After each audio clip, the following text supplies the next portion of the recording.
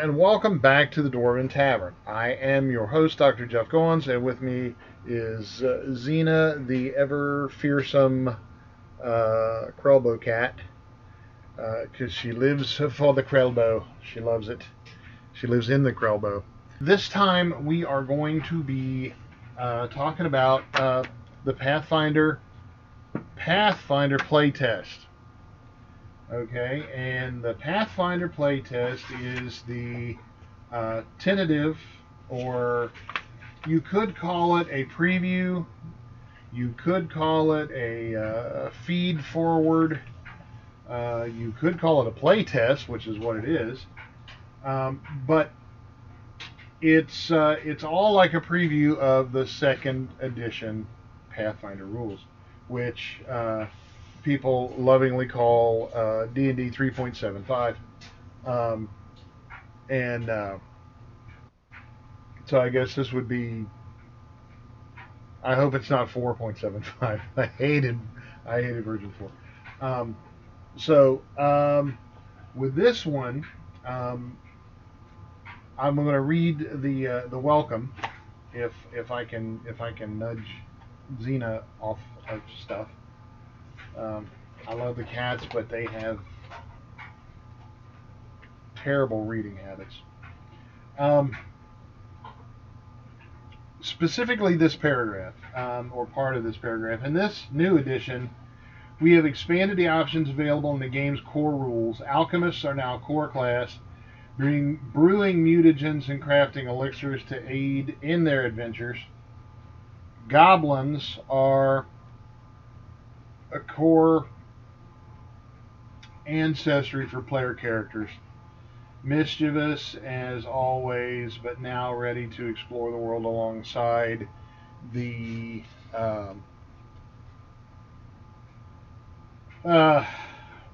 more traditional heroes. I hate goblins. The Pathfinder goblins are the scrappy-do. I detest them. I mean, they're just scrappy dudes, and they're annoying scrappy dudes. They're not even like Gremlins, the movie Gremlins. They're not even that cool. They're awful. They're terrible. I mean, it's like cartoon.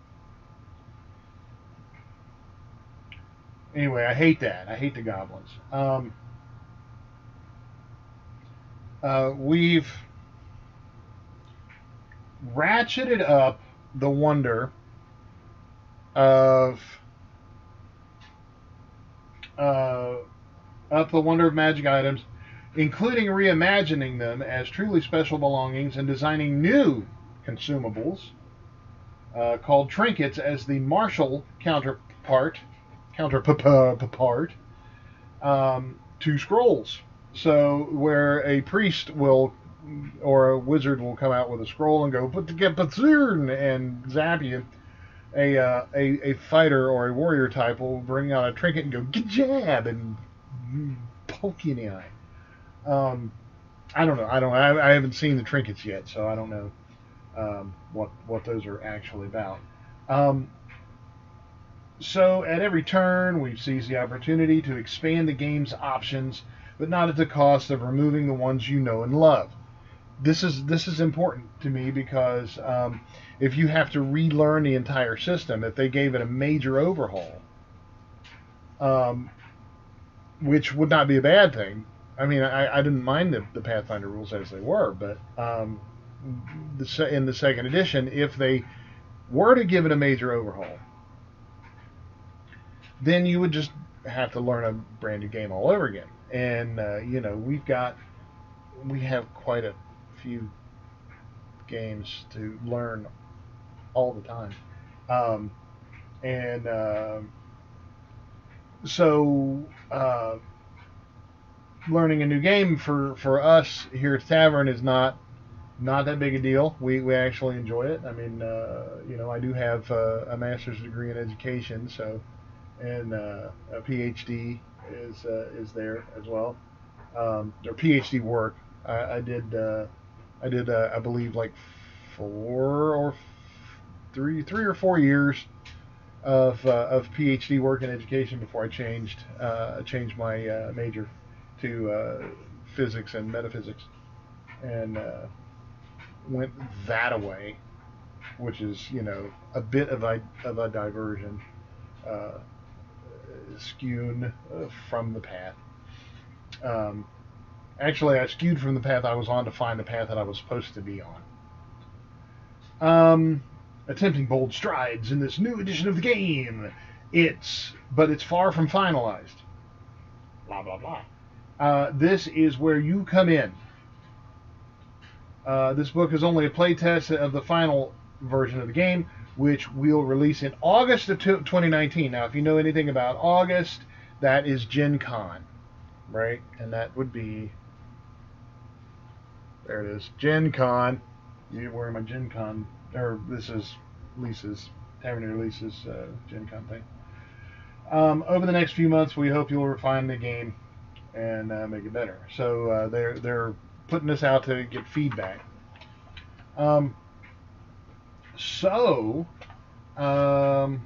Everything, all the references in this book are, instead of role-playing supplies, they've called it playtesting supplies, and so forth. So what you need as a game master is the Doomsday Dawn, what you are recommended. Doomsday Dawn, found at your local game store, and for free at Paizo, and the Pathfinder Playtest Bestiary, which I'm going to look it up right now, and I'm going to download it, and we'll take a look at it as after I'm done with this. So hopefully it's still available, because it's been there for a bit.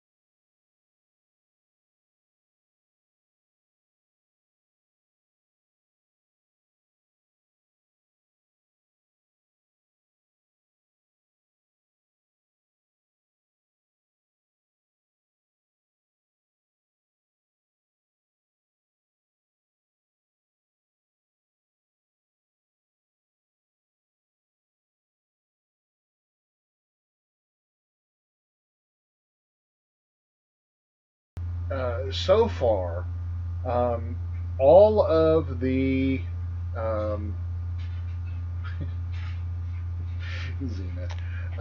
all of the publishing companies that I know of are very good about easing newbies into the game. I mean, I don't believe I've ever seen any kind of rule book that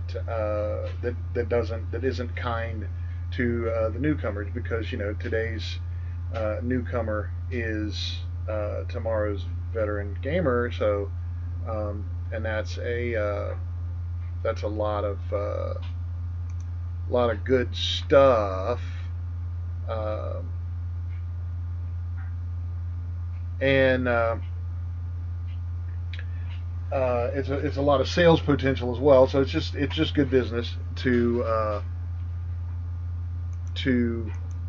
include the newbies and be as nice to them as possible and get them involved. So it's got an extensive lexicon of key terms, which is good to know, and you probably already do, hopefully. But if you don't, you'll already know, or you'll know from reading them here. Then it has your ability scores, character sheet, um, getting the concept.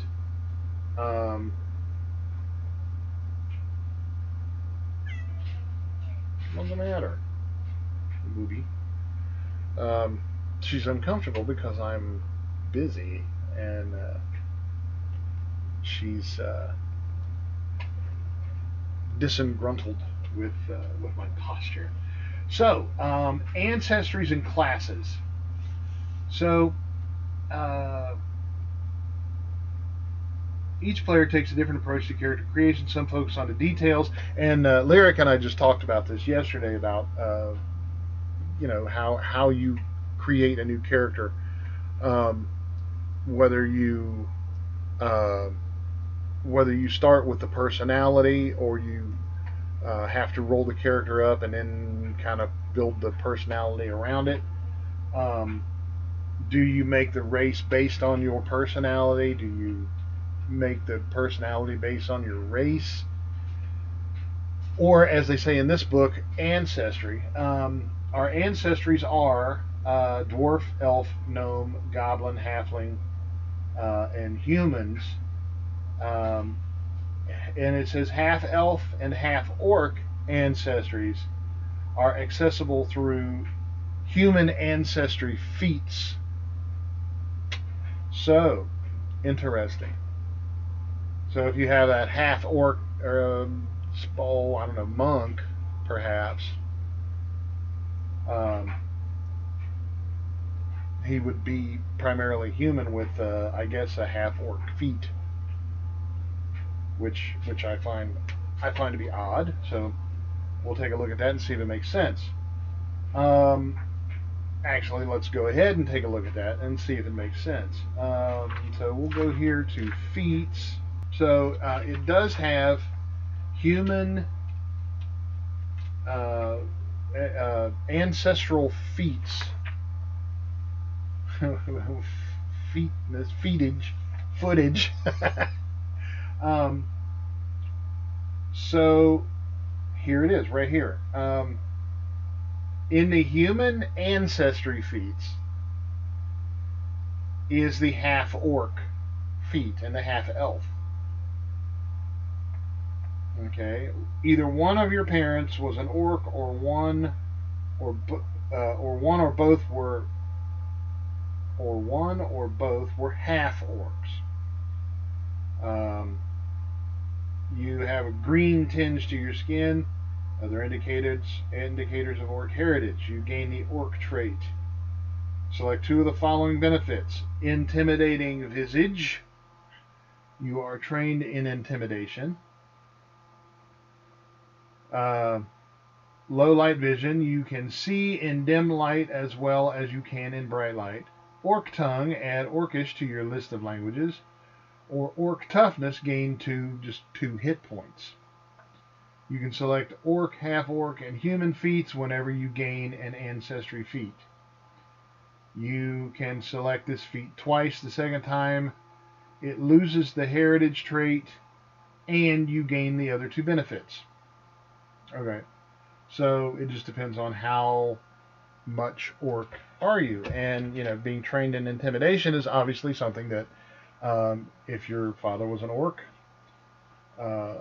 you would be like, all right, son, when you get up there, I want you to go and just stare him right in the eye and make sure that your left tusk goes up his nostril while you're doing it. That really scares the crap out of him when you do that. So,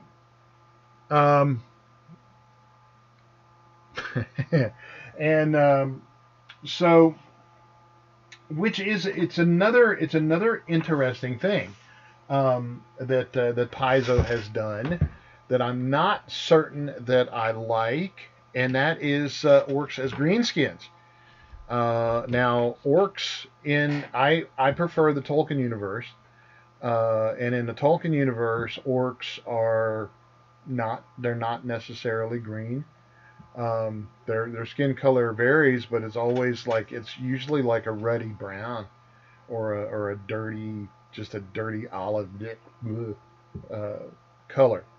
Greenskin orcs, if I am not mistaken, is primarily from the Warhammer universe, in which the orcs were born of fungus. Orcs are fungal in nature in Warhammer.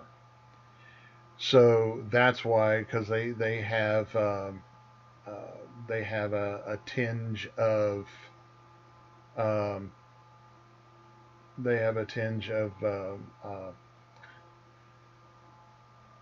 what's the word I'm looking for? It's not mitochondria, because we all have that. It's the green shit in plants, and I believe Warcraft also kind of adapted that flavor as well. Although Warhammer is canon for orcs being fungus, and it is chlorophyll. Chlorophyll. Thank you for that.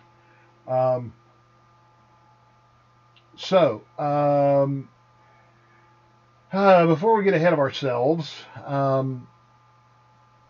that's an interesting take, and I'm not sure that it's bad, and I'm not sure that it's good. It's if you're a half orc or half elf, that just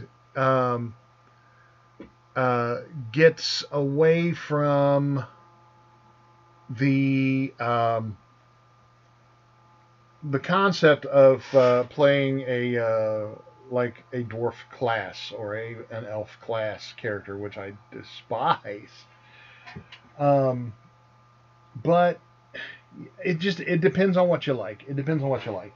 I like keeping races and classes separate. The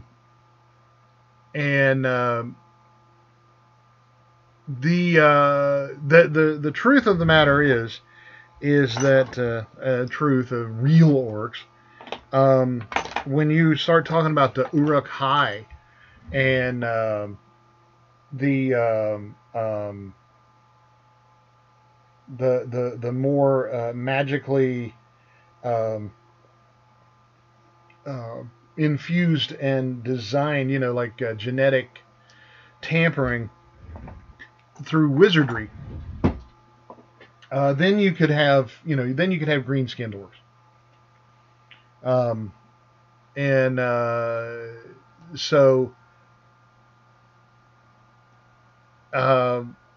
then of course, as I'm reading here, that the World of Warcraft orcs are brown to reddish brown, and the nature of orcish fel magic means they are that all nearby orcs, including those who avoid warlock magic, take on a green pigmentation and gain body mass, and that's why they got bigger, and that's what Saruman did to the Uruk-hai. He brewed them, he put them in and did things to them, and who knows what. But he made the Uruk-hai that they could travel during the day and at speed, which was unheard of for an orc. Or for orcs. So, okay. So, Chapter 2 is all about ancestry and backgrounds. Chapter 3 is the classes, which they have indeed added the alchemist. They have the alchemist as a full-blown class, not a prestige class or anything like that. It's the alchemist, the barbarian, the bard, the cleric, the druid, the fighter, the monk, the paladin, the ranger, the rogue, the sorcerer, and the wizard, which are good core classes. Then you have skills. Their skill section is somewhat more. We'll take a look at that. General feats. Wearing general socks. Eating General Tso's chicken. Chapter 6 is equipment, armor and shields, weapons, gear, item quality, blah, blah, blah. Chapter 7 is all about spells. And they've included something, arcane spells, divine spells, occult spells, which is interesting, primal spells, which we'll take a look at that. Then a list of the spell descriptions, and then rituals, which is also important magic. And you know, being into metaphysics, those are all pretty valid sources, even though, you know, I can't conjure a fireball like I've always wanted to be able to do. But in chapter 8, we have advancement and options, which is archetypes, animal companions, and deities. Then chapter 9 is playing the game, which involves perception, the encounter mode, basic actions, movement, and position, special battles. I don't know what that is, so we'll take a look at that. Exploration mode, which is cool, downtime and other conditions, or conditions. Then chapter 10 is a chapter on game mastering, which is running the modes of play, difficulty classes, rewards, and environments. Chapter 11 is treasure, and that's a kind of a sore spot for me, because when the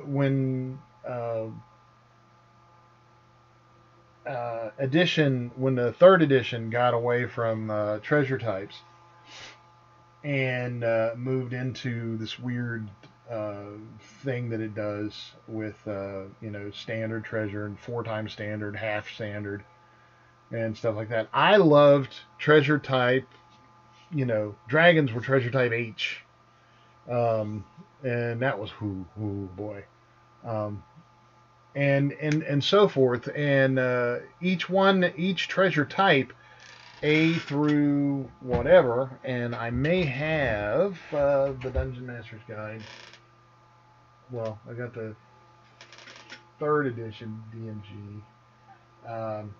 It is definitely elsewhere. But the first edition Dungeon Master's Guide had, or maybe it was a monster manual. I think it was a monster manual. It had all of the treasure types, and the treasure types varied from creature to creature, of course, and then like 1 was a couple of coppers, 2 treasure type B was like a couple of silvers, and then you had a mixture in the G's through, you know, G through I, and H was huge, and S was all magical stuff, and it just depended on what the creature was, determined what its treasure type was. So we'll take a look at the treasure and see what that is, what that's about, and then we'll go from there. So as I was looking through the ancestries, it does talk about alignments. They're all the same. So it's keeping strength, dex, con, intelligence, wisdom, and charisma. So that hasn't changed. Yeah, you know, I would like to find out what their logic is behind the half elves and the half orcs. I think it's cool. I think I'm digging it, because it makes sense that the half orc or the half elf is like Elrond, half elven. He was half elf, but the more time you spent with elves, the more elf-like you became. So he lived among the elves, and, you know, was commensurately immortal and so forth. Whereas, I mean, even Aragorn, he did not join the quest. He didn't join the Fellowship of the Ring until he was, I believe, he was 87. Viggo was a very young-looking 87-year-old dude in the Lord of the Rings. So, yeah, and that's just because he spent so much time with the elves and Arwen. Playing a half elf or half orc requires building your character as a human, and then at first level selecting the half-elf ancestry feat or the half-orc ancestry feat as appropriate. And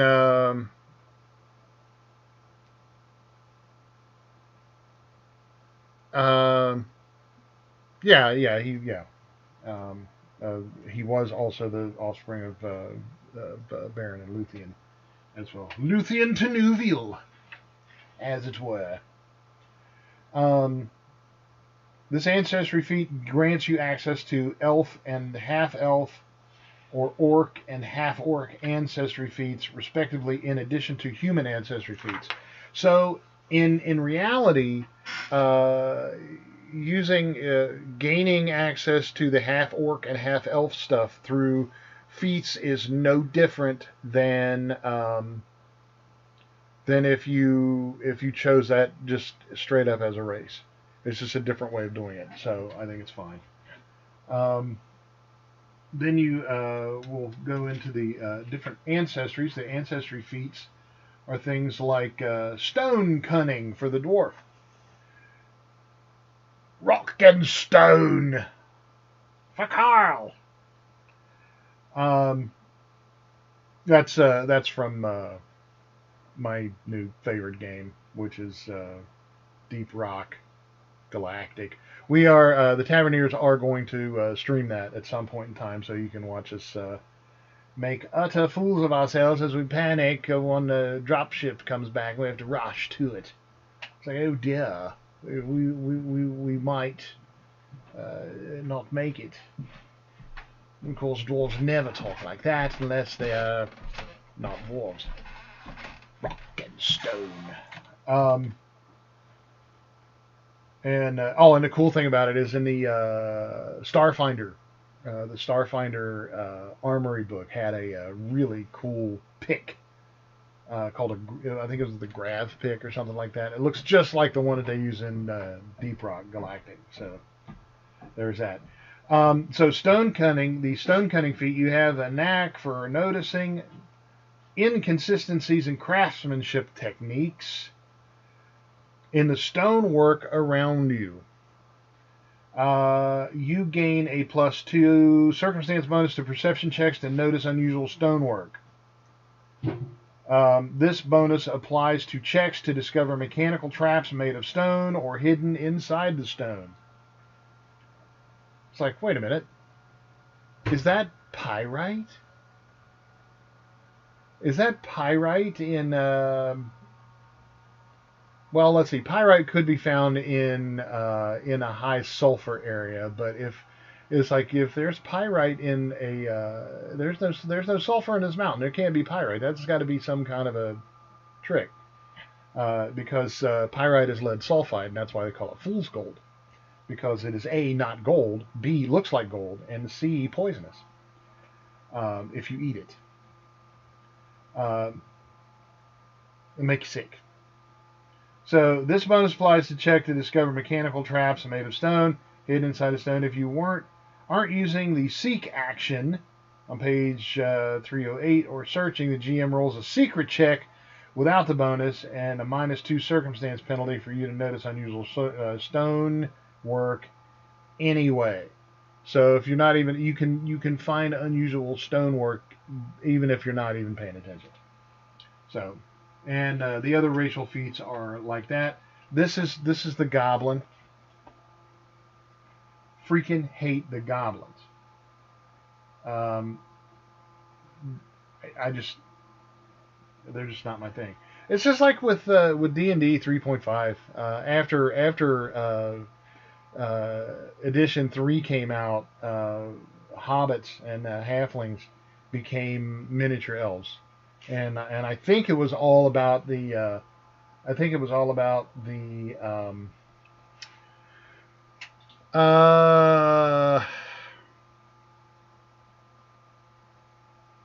Dragonlance, when she, didn't want to use halflings, but instead used the Kinder, which are a stupid ripoff of halflings. They're just like freaking retarded little miniature elves. kleptomaniac little bastards. If I saw one, I would kill it. I don't care. They just steal because, and they don't recognize it as stealing, even though it's like, you're stealing that. No, I'm not. I'm just borrowing it. Like, no, you're putting it down, and I'm killing you. So the halflings here, which the art style is starkly different. You can see these guys have round ears, curly hair. They look youthful, even though they're a bit gaunt. Normal hobbits, man, they've got high metabolisms, but they eat. If you've seen The Hobbit, if you've seen Lord of the Rings, you know, Elevensies, Second Breakfast, and the like. They eat for a living, and everything else they do is just to support their eating. So there's that. They wouldn't be frail and gaunt. They look like plump children, very specifically. So then you have the humans and their ethnicities. Grundi, the Tian, which looks like it's the equivalent of Chinese. Jianxia is the myriad nations in that land. So then we get into that character's background. Backgrounds allow you to customize your character based on her life before adventuring. Your character's background can help you learn or portray more about her personality. So each background grants 2 ability boosts, a bonus skill feat, and a training in 1 lore skill, which is cool. You know, and that's really kind of a neat thing as well, because when a person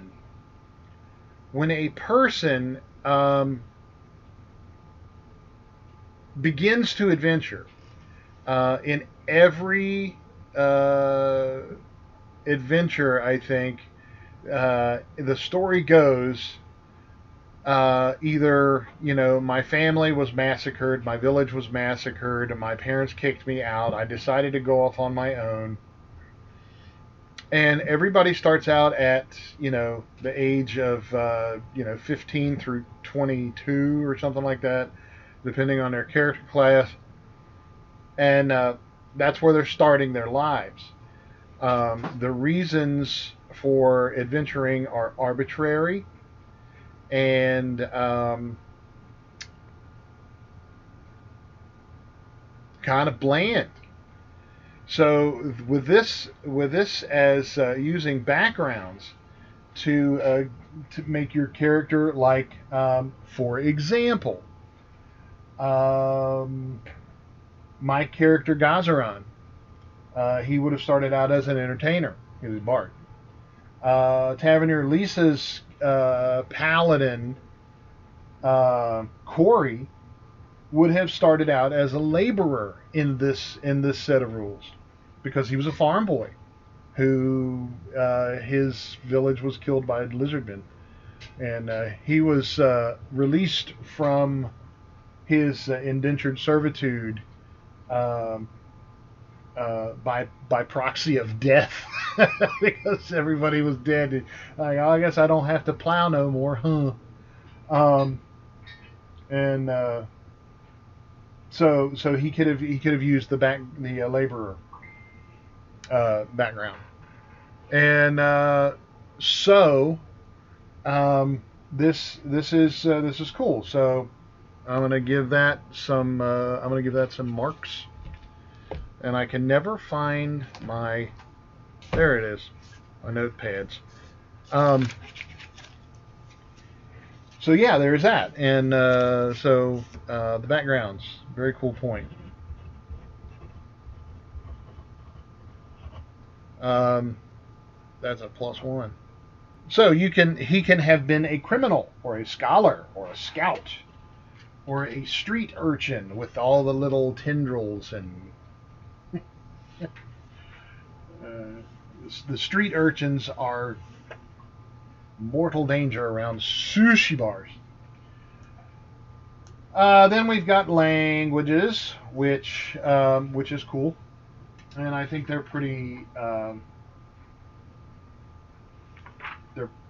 standard, pretty straightforward. Although they have divided them up into common languages, uncommon languages, and regional languages, which is pretty neat because it's just like there is a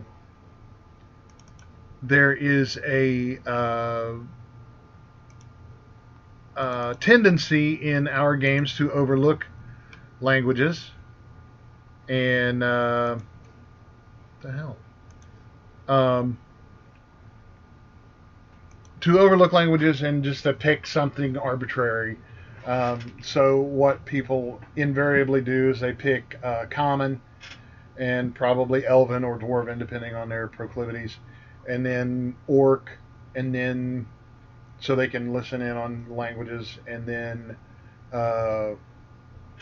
they pick something just like if they have the intelligence for it, pick something just like off the wall like Zorn or air elemental, and it's just kind of arbitrary and pointless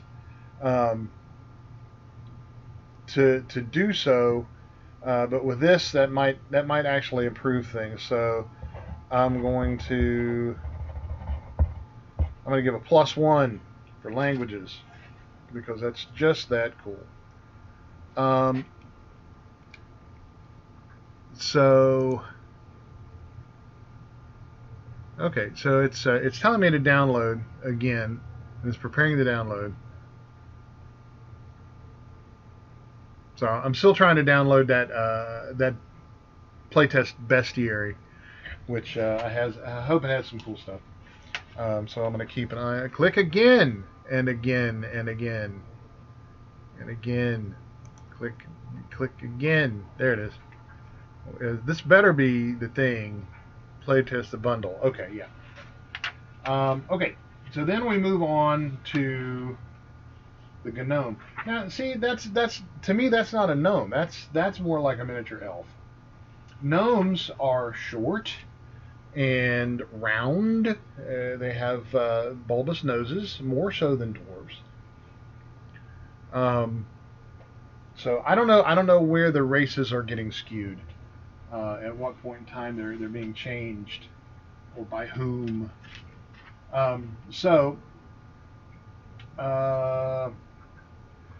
In the class, you have a key ability, which is like strength for fighters and so forth. You have proficiencies, and this lists to the degree to which your character is trained key aspects of the game's mechanics. This training is called proficiency rank. So that's different from okay, each class entry typically specifies your character's proficiency rank in perception, saving throws, weapons, and armor. If a mechanic isn't listed in your character's class entry or proficiency rank, and that mechanic is considered untrained unless she gains training from another source. Additionally, this section indicates a number of skills in which your character is trained. When you choose your character's class, you also select a number of skills equal to this number. Okay. Your character gains the blah blah blah. Your character gains the trained proficiency rank in those skills. If your character has a high intelligence score, she's trained in a higher number of skills. Spell casting classes provide proficiency in spells, which is further detailed in the class's entry. So you got signature spells, the advanced signature skills. Sorry, advancement table summarizes the abilities.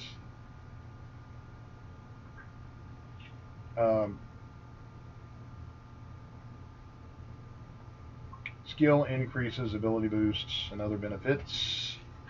Your class features, your class feats, your skill feats, your general feats. Wow. Skill increases, ability boosts, ancestry feats. Holy crap. So, okay. Well, we'll just take a look. The Alchemist.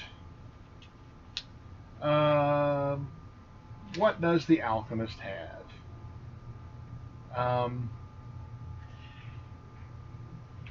So let's take a look.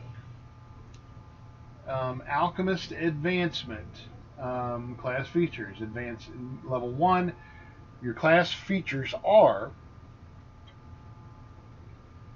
Advanced Alchemy, Alchemist feat, Ancestry feat, background, and these are things that we've already discussed. A formula book from school, obviously. Initial proficiencies and studied resonance. So, let's see what these things are.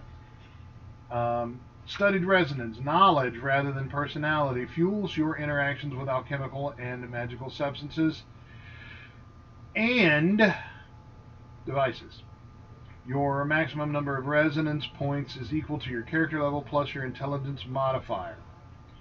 So, whereas maybe a sorcerer has a resonance with their charisma or what have you, the alchemist is through knowledge, because it's only through the knowledge of herbalism and magical associations and the like that a alchemist can achieve certain effects with the simple mixing of various substances. Okay, so I finally got the playtest bestiary, so I will take a look at that when this is when I'm done with this guy. Then you get things like general feats. Third and every 4 levels thereafter you gain a general feat, and they're listed in chapter 5. Skill increases at 3rd level, and every 2 levels you gain a skill increase. You can use this increase to either become trained in one skill you're untrained in, or become as expert in one skills in which you've become an expert in one skill in which you've already trained. Okay. So apparently skills. Well, we'll take a look. Then you can have ability boost, mutagen crafting, ancestry feats. Get additional ancestry feat in addition to your ancestry feat you already get. Expanded resonance, a double elixir. And then alchemical clarity at 17th level when using quick alchemy action. And this is very similar that I'm seeing. This is very similar to the mechanics of Starfinder. When using the quick alchemy action, you can spend up to 3 resonance points to make up to 3 alchemical items as described in that action. 1 per resonance point spent. These items need not be the same. So, that can be incredibly handy. So then it has a list of alchemy feats, which are like alchemical savant, far lobber, debilitating bomb, combine elixirs, delayed bomb. So apparently it helps to be a pyromaniac as you do this calculated splash. So this is all about offensive. Looks like powerful. Well, not all of them are offensive. You have like poison antidote, poison resistance, enduring alchemy, eternal elixir, and so forth. So Okay, so let's take a look, and the rest of the character classes are similar to that. Then let's see, what does it mention about wizards? So their handling levels completely differently. Well, sort of. You get wizard feats at second level, general feats at second level, skill increases at third, ability boosts at fifth, ancestry feats at fifth, expert spellcasting at 12th, master spellcaster at 16th, legendary spellcaster at 19th.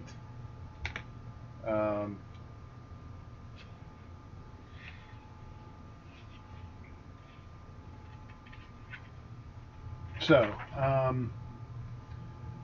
let's find out what it means to be an expert and a master.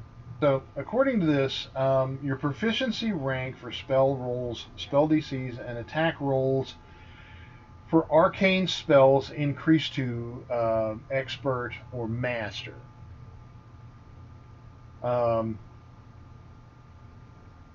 So let's go. Well, actually, I'm sure it's back here. Okay, so what it says here. Now is a good time to note the T, E, M, or I field. I'm sorry, L. It looks like an I. And note that stands for trained, expert, master, and legendary, respectively. These fields indicate your character's proficiency and determine which modifier your character applies to rolls and DCs when using certain mechanics. For example, if your character has a rank of trained in a given skill or ability, her modified to rolls when using that skill or ability is equal to her level. For more about proficiency, see page 290. So that's what we're going to do right now. Go to page 290 and say, what the? Okay. So, if your proficiency rank, and this is what it's all about. If your proficiency rank is untrained, the modifier is your level -2. If it's trained, it's your level. If it's expert, it's your level +1. If you're master, it's your level +2, and if you're legendary, it's your level +3. Okay. So,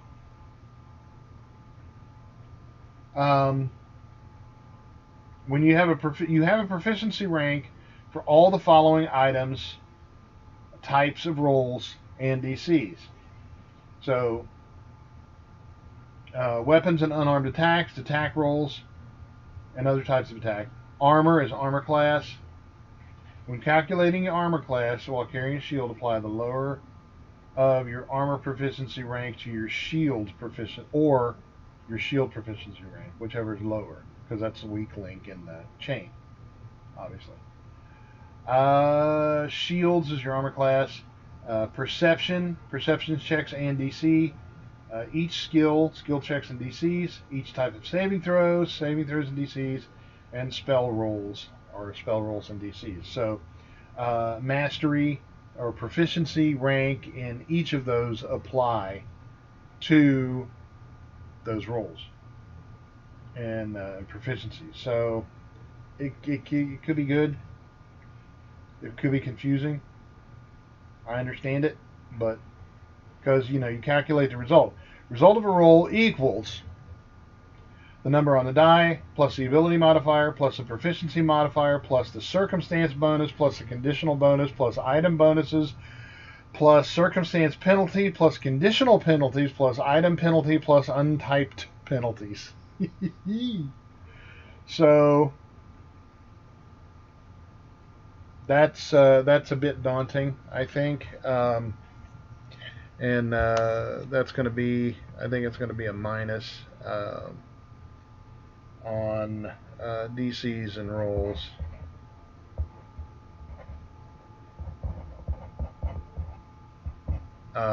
Just because it's so, and it, it written out, it seems a lot more complicated than it really is. You determine the difficulty class, and so forth, and then if you take damage, you roll damage, all that good junk. Okay, so that is the classes, and other than that, they're pretty much the same. The paladin is a paladin, and they get class features, robes, so forth. So as a wizard, we'll move on from that, and then we'll move to skills. So skill checks and DCs. I just read that. It's your skill modifier equals your ability modifier plus your proficiency modifier plus your circumstance bonus plus your conditional bonus plus item bonus plus circumstance penalty plus conditional penalty plus item penalty plus untyped penalties. So you remember all of those, and some of those will be the GM's responsibility. You kind of add those as you go. It's really not that big a deal, honestly. So let's take a look at a few of the skills. Maneuver and flight. If you have a fly speed, you must conduct a difficult maneuver while flying. Attempt on an acrobatics check. So this is an acrobatics trained action. You can perform the following acrobatics only if you are at least trained in this skill. So that would be maneuvering and flight. Ta-da! That's it. Tumble through. Hello, Xena.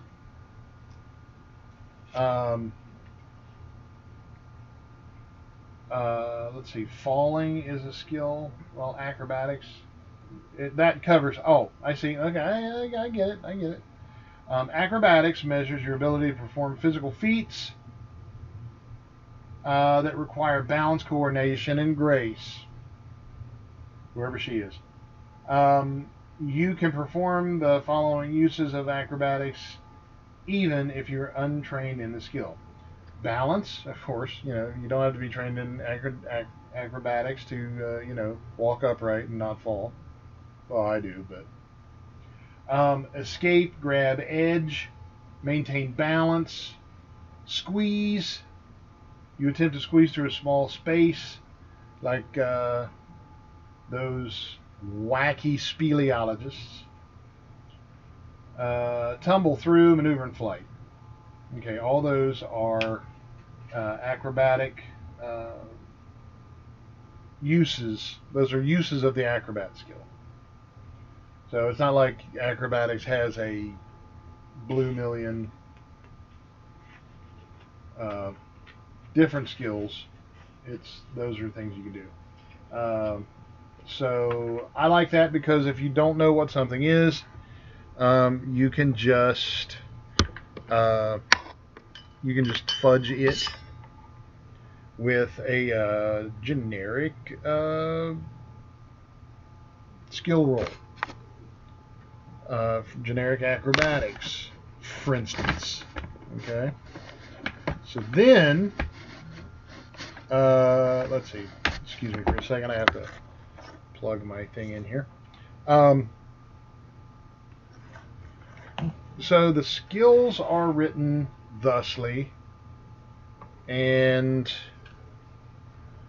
they are laid out well. The organization is good, so that's always a strong bonus.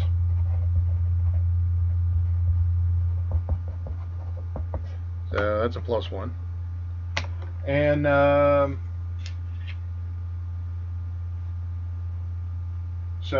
and then it has crafting and nice. It even has a table for crafting progress per day. So another thing that I'm really liking about this book is the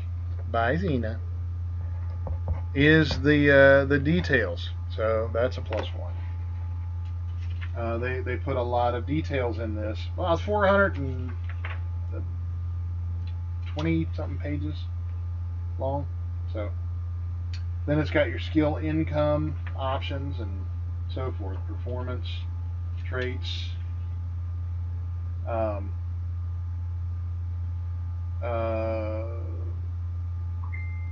Which is which is funny because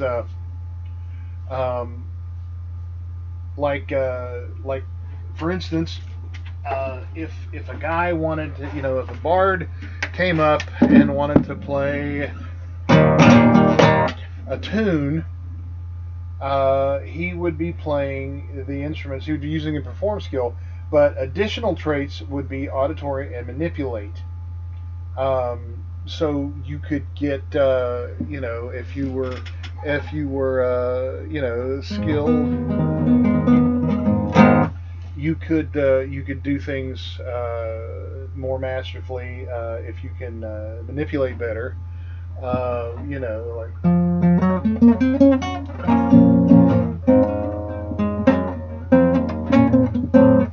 I just rolled a 3. So with that, that's cool, and it also has about acting and performing comedy, orating and singing, auditory and lingual. Actor performing comedy is auditory, lingual, and visual, so forth. So the details are, I'm really liking that. So there's that. Okay, so let's move on to feats. And as I mentioned before, there are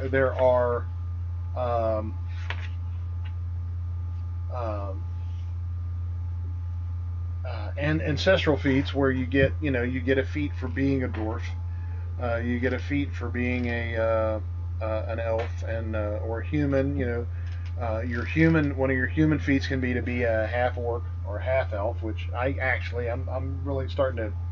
It's really starting to click with me now.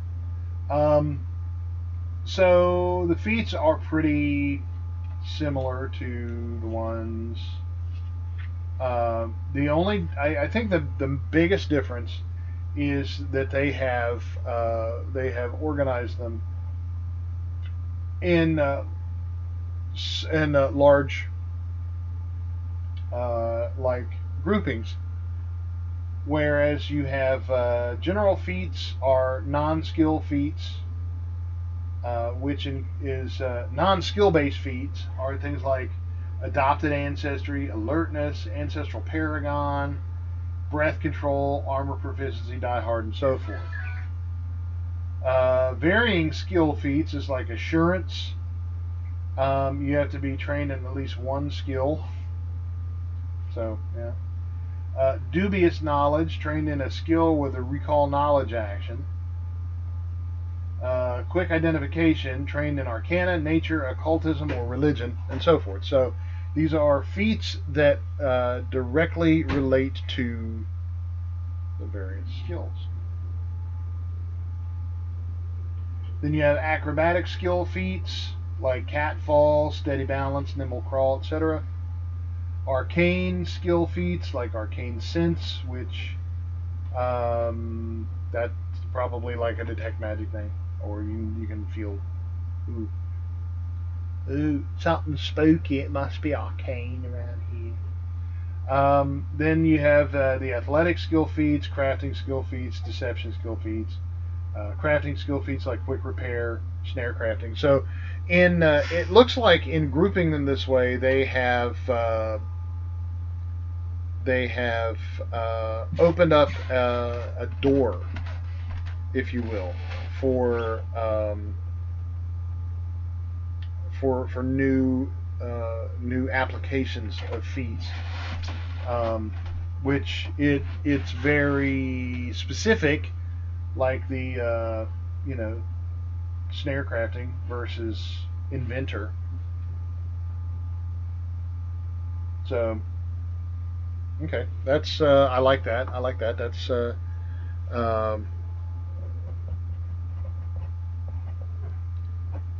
that is a big plusin. a plusin. Then diplomacy, skill feats, and so forth. I'm not going to go through all of them because there are quite a few. But then you got thievery skill feats, stealth skill feats, and so forth. So it's I think the feats are good. I like that so far. Okay. Then with shut up guitar. Then with equipment, you've got your standard, armor and stuff like that. Not much to change there that I can see. And gear under equipment. So we will skip ahead to spells. So, preparing spells. If you're a prepared spellcaster, you must spend some time once each day preparing your spells for that day. At the start of your daily preparations, you select a number of spells of different spell levels determined by your levels of spellcast class, blah blah blah. So it's pretty similar to the old style. You can prepare a spell in a heightened level slot than its normal spell level. This is called heightening your spell. If you do this, your spell's level increases to match the higher level for the new spell slot. This can be useful because some effects, such as dispelling, depend on the spell's level. Okay. So that's actually something that could totally be adapted to other versions. So they were correct in that. And that's a bonus.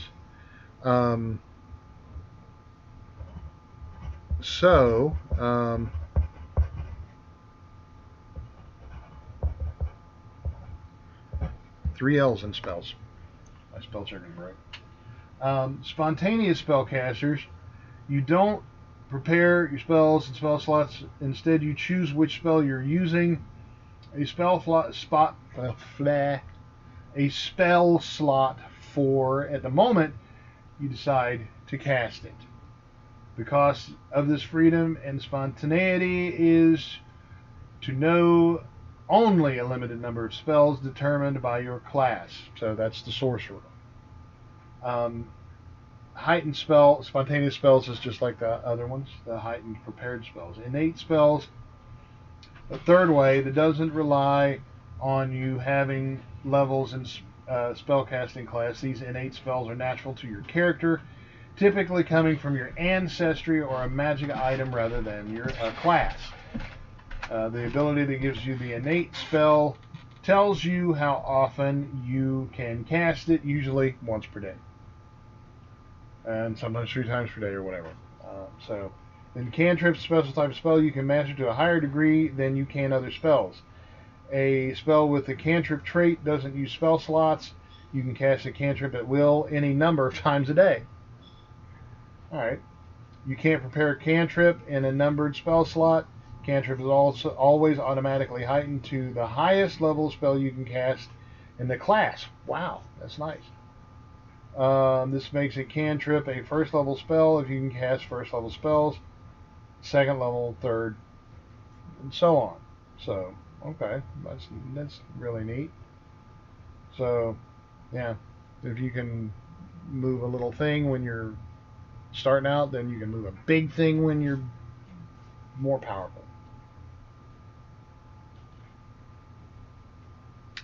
Powers are special types of spells that you can learn only through special class features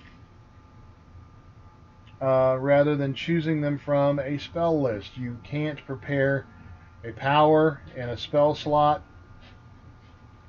Powers.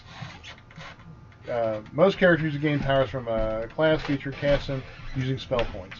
Okay. So, nice. There's a wider variety of, or is it? I think that the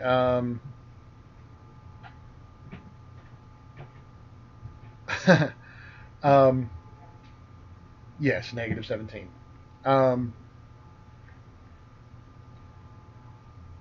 So I don't know if they if they created new methodology for casting spells, or if they just more accurately defined the different things, because there are, spell-like abilities and powers and things like that, natural spell casting and innate, extraordinary, supernatural, blah, blah, blah. So I think they just more accurately defined what the spells are in a very cool way.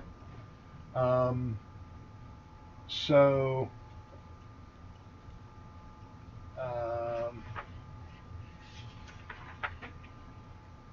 spellcasting actions. Manipulate. You have to have a free hand.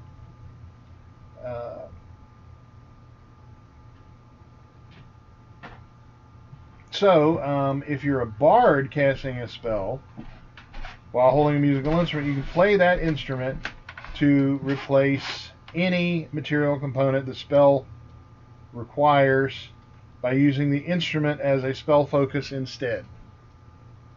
That's why I like bards, because they're awesome. And if I had a penny whistle handy, I would play a tune, but I don't. It's over there. It's across the room in my windbag. Somatic casting. If you're a cleric, of course, somatic is freaking dabra. And if you're a bard casting an occult spell while holding a musical instrument, you can play that instrument to replace somatic castings. It's etc. If you're a cleric from the divine tradition while holding a divine focus, you don't have a free hand to take this action, and you can touch the target with focus instead, like their holy symbol, Star of David, or the cross, or the Ankh, or the holly mistletoe from the holly oak whereon it grows. If you're a druid casting a spell from the primal tradition while holding a primal focus, you don't have to have a free hand to take its action. You can touch a target with your focus, like the holly oak. Gosh darn it, what I just said. And verbal casting is the use of words. And if you're a bard, you can play the instrument to replace verbal casting as well. So, yeah, this is incredibly cool. So, all right. So that's another plus for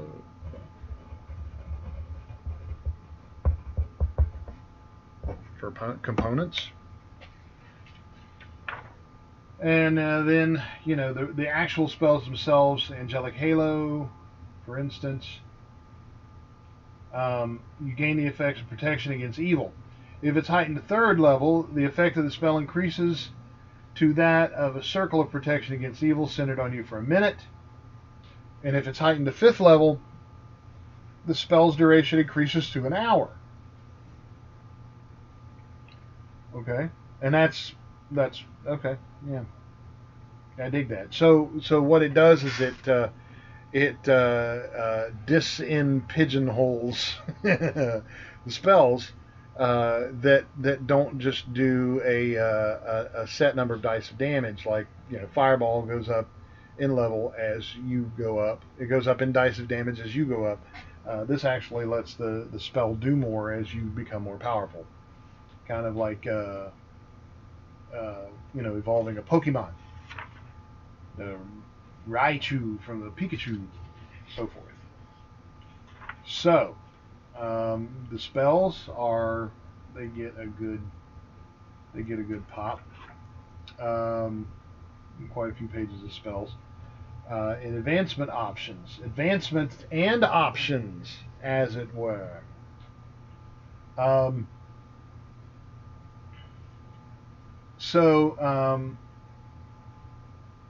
Leveling up, you get XP, you level up.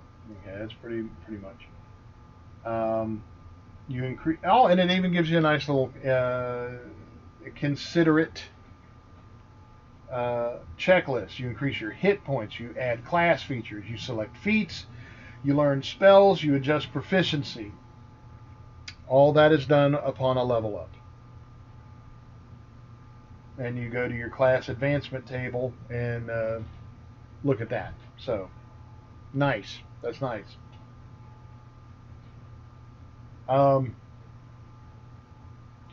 Then, archetypes. There are an infinite number of possible character concepts. Just ask Ian. Taverneer Ian.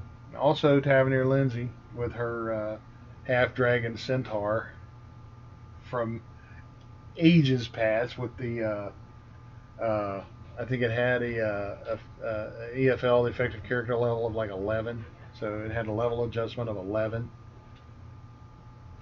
First level, she could stomp, the head in of just about anything that got in her way, but everybody else was level 7, 8, and she was still level 1. So that kind of died in its tracks. So there are an infinite number of possible characters. Yeah. But you might find the class feats and skill choices aren't sufficient to fully realize your character. Archetypes allow you to expand the scope of your character's class.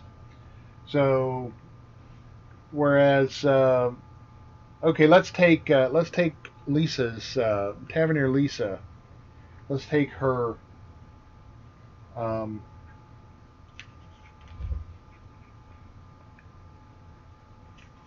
Her deposed farm boy, slave, and escaped slave or emancipated slave, and see if any of these could work. So, the Pathfinder rulebook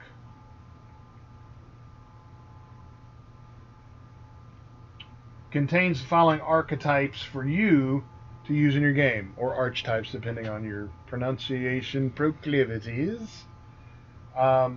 Cavalier makes you an mounted knight. The Cleric multiclass allows you to become an ordained priest, granting divine boons and spells.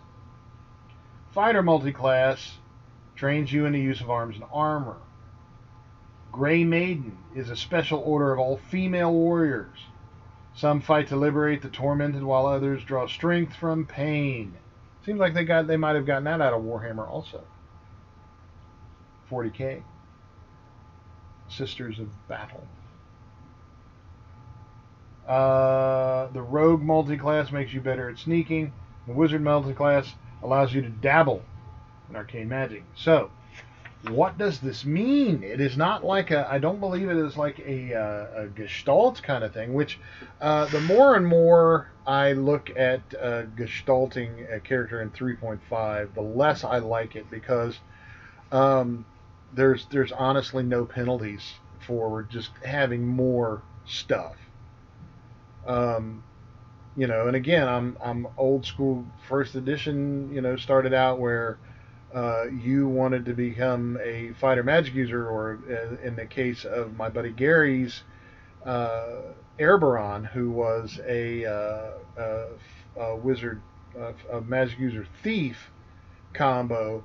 You get experience points, you split them down the middle, you get both abilities, but you got half the experience points. That's fair, because you're learning two entirely different things. So let's see what this does. Let's go with the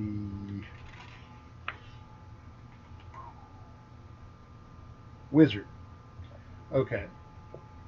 It's right here.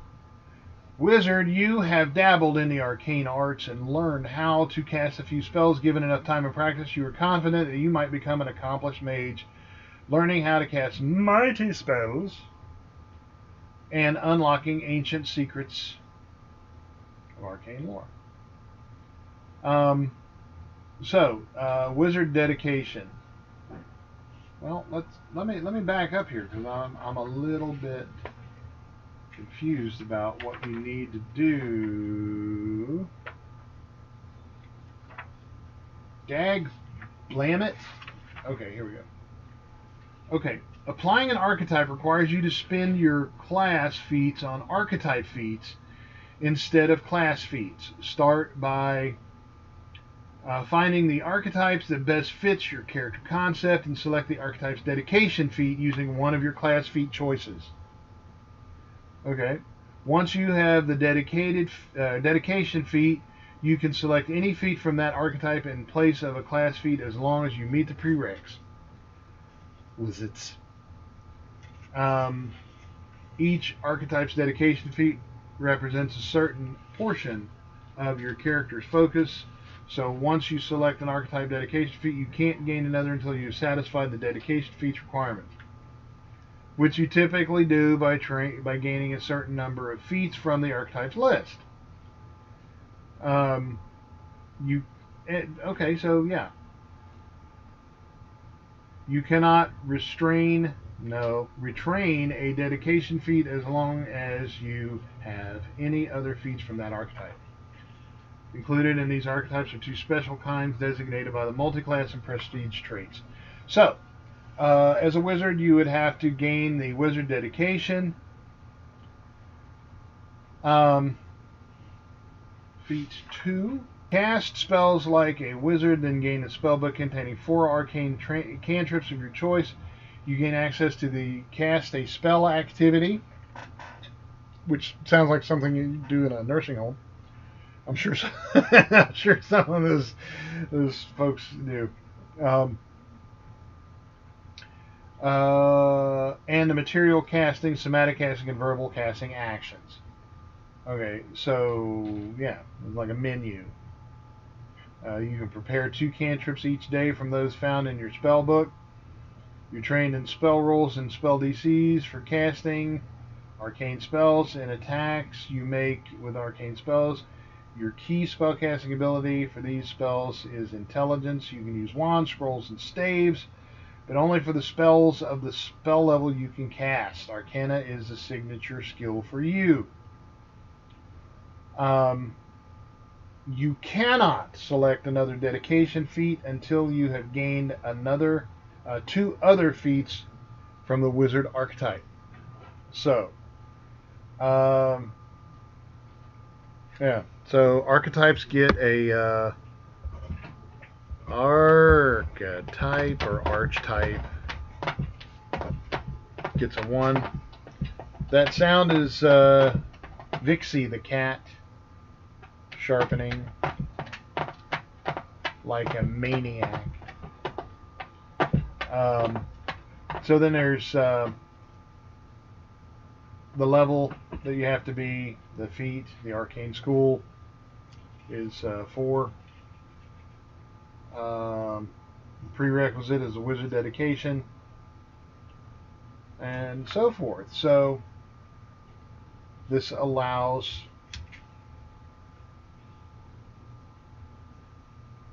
all kinds of possibilities with taking a main character. Instead of multi-classing, taking a main character and adding a side thing to it. So, very nice, very nice. The animal companions. Animal companions are loyal comrades who follow your orders. They have common traits. They gain 2 actions. They have the minion trait.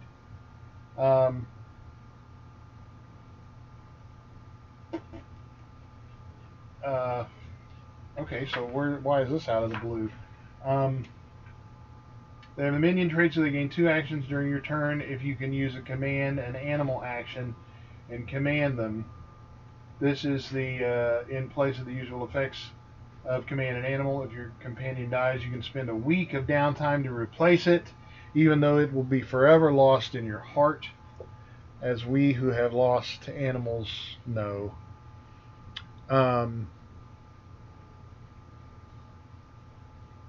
It's horribly sad. If it's an actual companion, whoo boy. Yeah, I've had a couple animal companions that I've lost, and it's never easy. So a week is that's kind of lowballing it. I had to put down a German Shepherd once because he contracted rabies, and I think I was freaking drunk for a week after that, because it still breaks my heart to have had to put him down. I don't know how you get animal companions, so I'm reading, and I don't know if it's a feat or what, but pretty extensive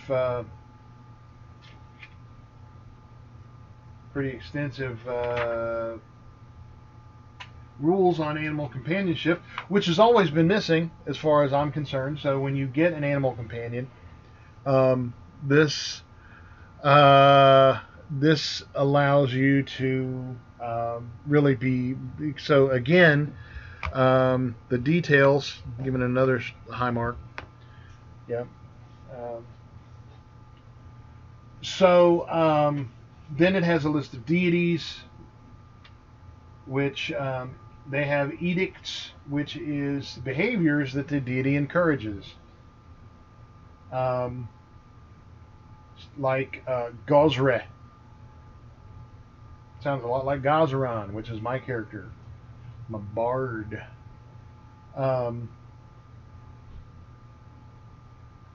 Deity who of two aspects known as the wind and the waves. Gazra rules over nature and the sea and weather. His edicts are cherish, protect, and respect nature in all its forms. So, sure. Good gods. Goodness gracious. Great balls fire. Okay, then the playing the game with the checks and modifiers. That's determining the difficulty class and all of the modifiers involved. That's pretty standard stuff, it looks like. Hit points and healing.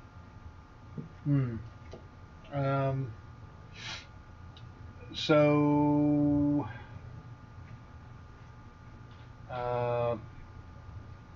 when you reach 0 hit points, you get knocked out. When this happens, you're subject to the following effects. You fall unconscious. You immediately move your initiative point to directly before the creature or effect that reduces your hit point to 0. If the attack was lethal, you gain the dying 1 condition. Oh, I feel like I'm dying 1. How are you today? Dying 2.5. If you already had the dying condition, increase your dying condition by 1. The attack was non-lethal. You do not get the dying condition, like a good sock in the jaw. And you return to 1 hit point, though you remain unconscious. Oh! If your dying condition reaches 4 or greater, you die. It's no longer 10. Recovering saving throws.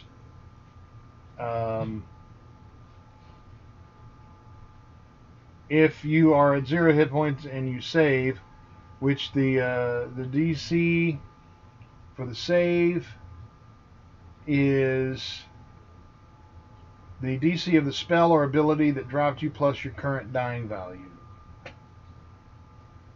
Okay, so how do you determine the DC value of the freaking mace head that cronked your skull? If the damage that reduced you came from something that doesn't have a DC, such as an attack roll, haha! They anticipated my questioning. It doesn't have a DC, such as an attack roll. Use the attacker's class DC. Okay. Though a class DC usually includes a key ability modifier. That makes perfect sense. Recovery saving throws.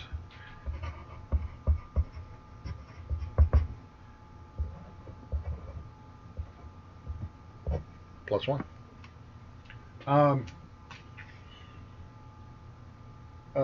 So, if you succeed, you return to 1 hit point. If you fail, your dying value increases by 1. If you get a critical, and I'm not going to say it, it's called a critical failure, but we call it a fumble. your dying value increases by 2. So you can fumble a critical save dos timos, or probably once if you're already in the dying condition. You've already have one, and when you reach 4, you're dead. So if you're at 1 hit point or more, if you are at 1 hit point or more, you become conscious. So you would make your save twice in a row or more. If you fail, you don't do nothing happens. You still remain unconscious, but you become conscious. You can take your turn normally, although you lose an action this turn, and you still have the dying condition. So, okay, yeah, I like that.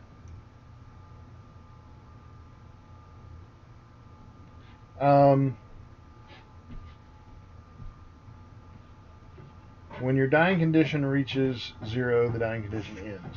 So that's really cool. I really like that. Okay, so then it has tips on game mastering, which I will cover a little bit. We'll go through that. And of course, in the playing the game, it talks about all the conditions like slowed and sluggish and fatigued and stuff. That's all pretty standard, which is good. Then running a game session, giving out hero points, and on page 300, we'll take a quick look at hero points. Spending 2 hero points allows you to re-roll a d20. You must use the second result, however. 3 allows you to act 1 extra time in an encounter.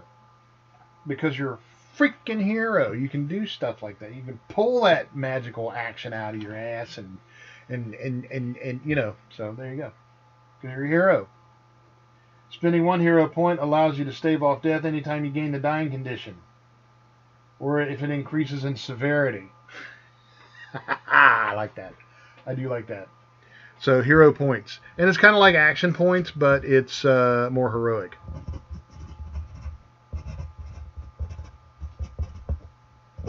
Okay, so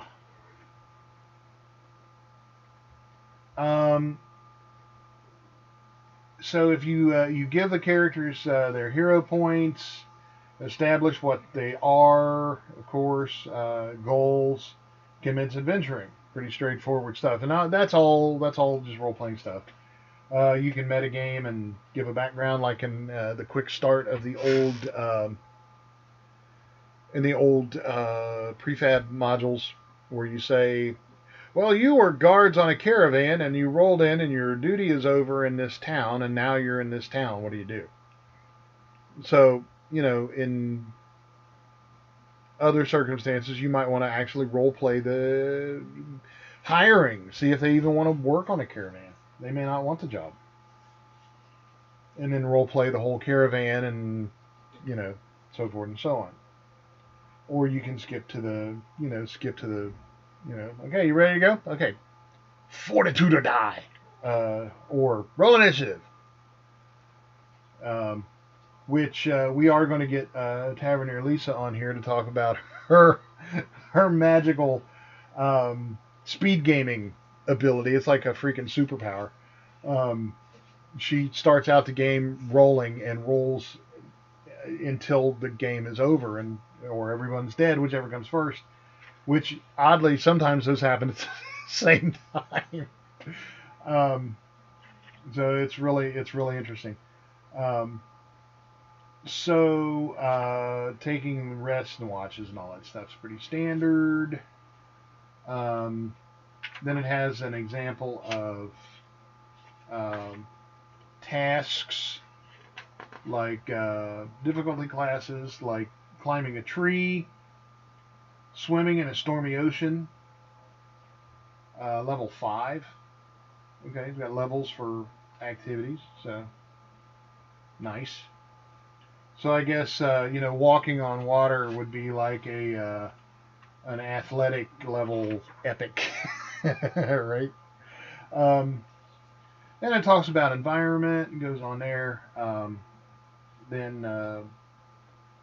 the treasures. It goes on with the thing that I don't really care for is party treasure by level. It's not determined by. It's not determined so much by the creature, but by the level of the party, and that's kind of inverse of the way it should be. You go out. I've had parties like in the Saints campaign that we played from when the young Taverneers were, old enough to, they were tall enough to pick up a pencil, to current, because this campaign's still not finished, which we need to do. They didn't encounter much treasure at all because they weren't treasure seekers. They weren't murder hobos like they have been called in recent times. So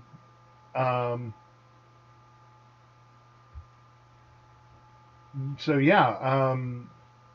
And then I've had others where the characters were insanely rich right off the bat, and it just depends on their actions, their choices, and what they do. There was a campaign. Was it Traveler? No, it wasn't Traveler. It was D20 Future, I believe, in which Taverneer Ian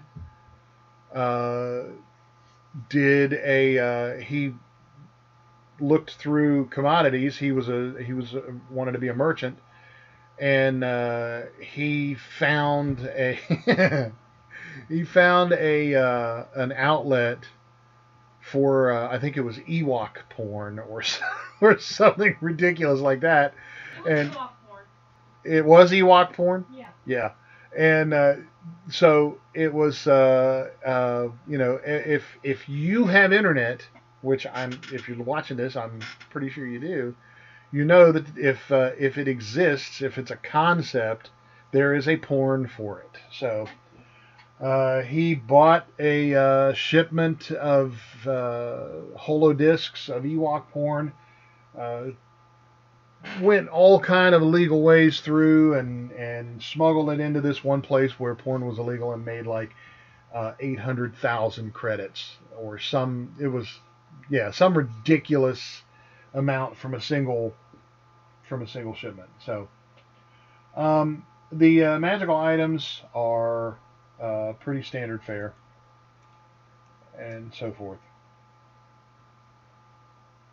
Keen, all of the standard guys. Anklets of a Clarity. I don't know who a Clarity is, or why she wears anklets, or why she no longer has them. Studded with gems to give you +4 to acrobatics checks. Okay.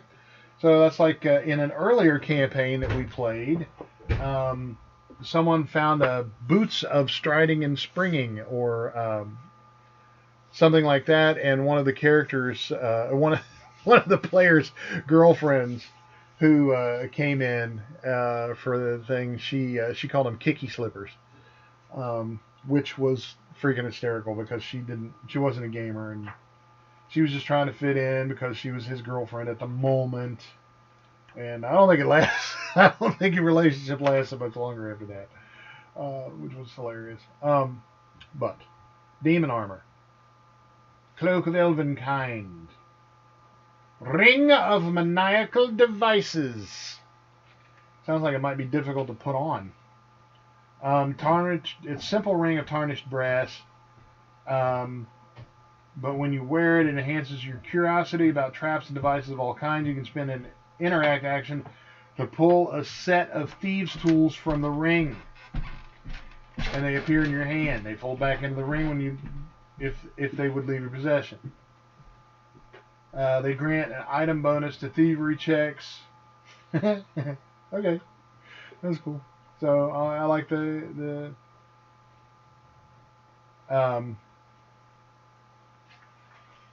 salve of anti-paralysis. It smells like Bengay, and you rub it on the recipient's crotch, and they are no longer paralyzed. As a matter of fact, they get up and start running. So there is that. Um, no, that's not what that is, but it has the same effect, I think. Is it no longer? And then you've got traits in the appendix. Appendix 1 is traits. Then there's a glossary, which is, it looks like it's pretty comprehensive. Pretty good with that. And then we go to the index. So, this is the playtest. It is not the finalized rules because I think they're still gathering opinions and checking for stuff like that. So, looking back on my notes, I gave it plus 1, 2, 3, 4, 5. Plus 1 for background. 2 for languages. 2 in languages. Organization, gave it a 3. Details, added 2, so that's 5. Feats is 6. Adaptable spells, being adaptable to other game system, is 1, 2, I lost count, 3, 4, 5, 6, 7. The spell components is 8. The archetypes is a big one, that's 9. Recovery saves is another plus 1, which is 10, and the hero points is 11. Now the minuses are goblins, which I freaking hate goblins.